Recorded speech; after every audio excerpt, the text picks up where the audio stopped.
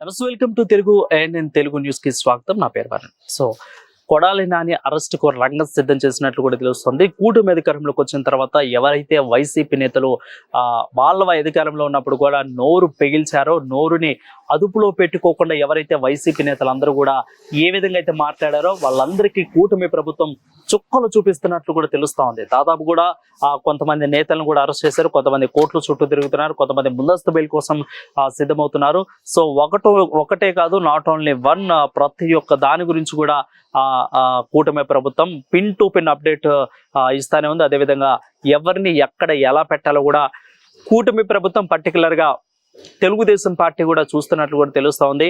ఎవరైతే చంద్రబాబు నాయుడిని, అదేవిధంగా పవన్ కళ్యాణ్ని, లోకేష్ ని ఏ విధంగా అయితే అనరాని మాటలు, దూషణలు, పెళ్లి గురించి, పర్సనల్ టాపిక్స్ గురించి ఏ విధంగా మాట్లాడారో వాళ్ళందరికీ కూడా ఇప్పుడు చుక్కలు చూపిస్తున్నట్లు కూడా తెలుస్తోంది. సో పర్టికులర్ గా చెప్పాలి అంటే వైసీపీ పార్టీలో కొందరు మాట్లాడితేనే వాళ్ళకి పదవులు వచ్చినట్లు కూడా చాలా మంది కామెంట్ చేస్తూ ఉంటారు. సో అదే కామెంట్స్ లో భాగంగా కొడాలి నాని ఎవరైతే హాట్ హిట్ టాపిక్స్ ని అవలీలుగా మాట్లాడేస్తారో, బూతులు కూడా అవలీలుగా మాట్లాడేస్తారో, కొడాలి నాని అరెస్ట్ కూడా కూటమి ప్రభుత్వ రంగం సిద్ధం చేసినట్లు కూడా తెలుస్తోంది. సో గడ్డం టీం అనే ఒక టీం ని గుడివాడలో ఏర్పాటు చేసుకొని అక్కడ ఖాళీ అనే పర్సన్ పెట్టుకొని, నాని అనుచరుడు, ముఖ్య అనుచరుడు ఖాళీ అనే పర్సన్ పెట్టుకొని ఈ విధంగా చెలరేగినట్లు కూడా తెలుస్తోంది. సో అక్కడ ఇటు ఖాళీని మొన్న అరెస్ట్ చేసినట్లు మంగళవారం అదుపులోకి తీసుకున్నట్లుగా తెలుస్తోంది.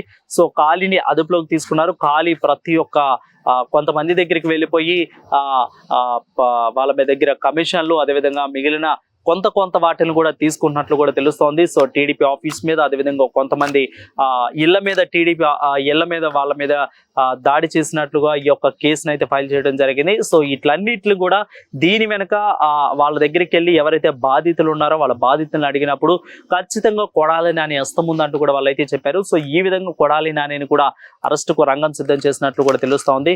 సో ఏదేమైనా కానీ కొడాలి నాని ఏ విధంగా నోరు అదుపులో పెట్టుకోకుండా ఏ విధంగా మాట్లాడారో మనందరూ కూడా తెలుసు. సో పర్టికులర్ గా మనం చెప్పాల్సిన అవసరం లేదు. సో కొన్ని మామూలుగా మనం మాట్లాడుకుంటే సన్నబియ్యం సన్నాసి అని, అదేవిధంగా నీ అమ్మ మొగుడు సొమ్మ అని, ఇలాంటి అంటే బీపులు వేసుకోవాల్సిన పరిస్థితి మీడియా ఛానల్కి వచ్చిందని కూడా చెప్పవచ్చు.